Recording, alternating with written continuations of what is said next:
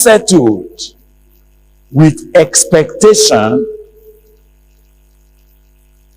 you become more accustomed unto expecting, such that when it comes, you may not recognize it. Did you get what I'm saying? If you have waited for something for years, you get used to expecting that it will take many years. You get settled with the feeling that, well, whatever they are saying, we know it will take many years before it will come to pass. So when God now stands up to do it in his time, many people miss it. Many people become unaware. And many people may even be offended because their expectation is for something that will happen many, many years. But it is happening so quickly as far as they are concerned. That's why the way God is speaking to us at the beginning of this year, as a follow-up from what God began to say since October, which he came again to emphasize to us during the last MLR, and which he had been speaking in subsequent times that we have been praying, it was important for me to quickly ask you to look at that Ezekiel 12 and be careful with it. Now, do you know that the children of Israel and all the scribes, when they pick their Bibles, the scripture,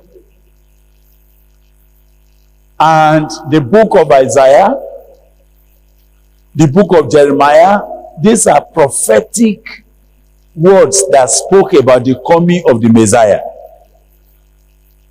Am I right? Isaiah spoke about the coming of the Messiah right from chapter 6. And throughout,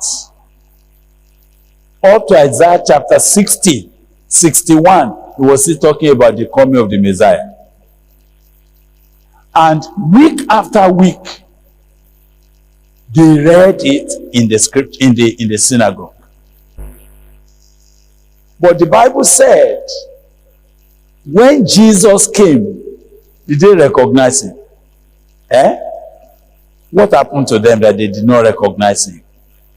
They were used to long waiting. They were already accustomed. In fact, listen to me, they have already canonized the prophetic word as if it is just for reading and not for fulfillment. They have already taken it as if, yes, it's in the Bible, but it is not for action immediately. So when suddenly it was time, the fullness of time for those prophecy to come to pass, when the time came for what God said to happen was to happen, many could not understand. In fact, they resisted it.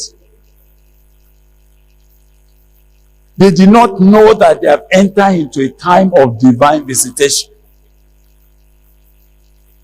For example, there were people that were waiting and praying,